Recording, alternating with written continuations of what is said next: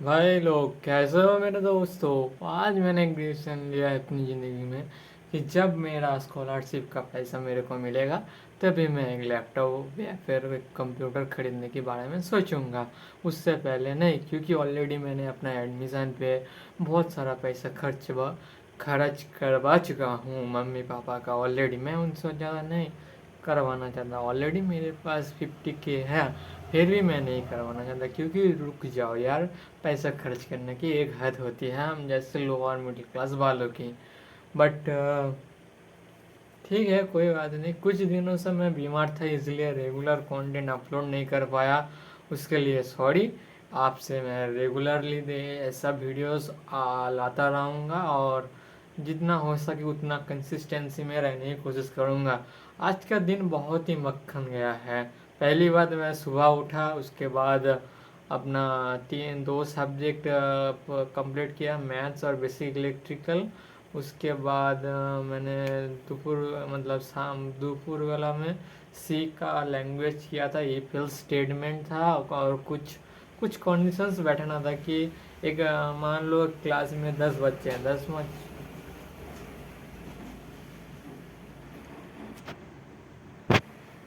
हाँ, तो एक मान लो एक क्लास में 10 बच्चे हैं, 10 बच्चों में से 10 बच्चे तो एक नंबर नहीं ला सकते, कोई लाएगा A+, A B C D पास, ऐसे भी कुछ कुछ बच्चे लाते हैं ना।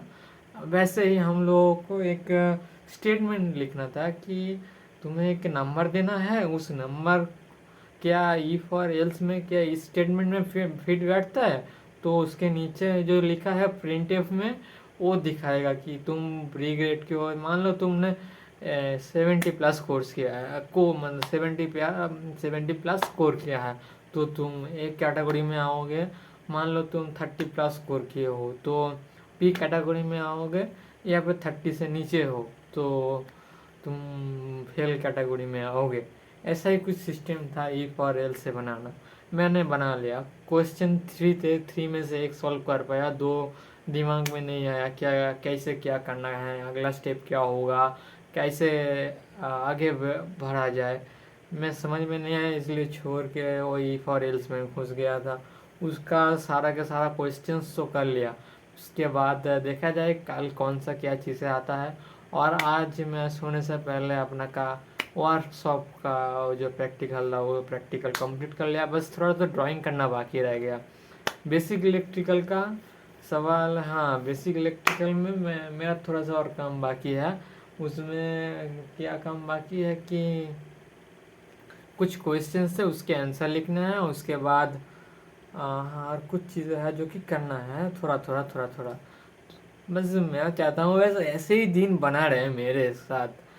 अगर मान लो मैं कॉलेज भी जाने लग गया तो कॉलेज से आने के बाद थोड़ा सा जिम वगैरह, उसके बाद शाम को 2 घंटा 3 घंटा तो ऑलमोस्ट पढ़ाई करना ही पड़ेगा, क्योंकि 3 सब्जेक्ट मेरे को डेली पढ़ना पड़ेगा, वरना मैं पास नहीं हो पाऊँगा। इतना तो मेरे को पता है कि क्योंकि अभी जब मैं पढ़ रहा हूँ तब मेरे को भाई थेवेनिन लॉ है, थेवेनिन्स लॉ, उसके बाद नॉर्टन लॉ मेरे को समझ में आ रहा है। थेवेनिन्स लॉ कुछ ऐसा है जिसको नॉर्टन्स लॉ रेजिस्ट करते हैं। आई थिंक अगर मेरे को इतने एग्जाम के टाइम पे एग्जाम पेपर के अंदर पता होगा तो पता है मैं किसी और का सवाल इस सवाल में चढ़वा के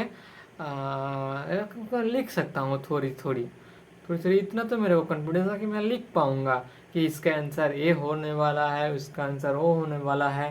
तो अंदर से कॉन्फिडेंस आता है कि ठीक है, नहीं हो जाएगा, कोई बात नहीं।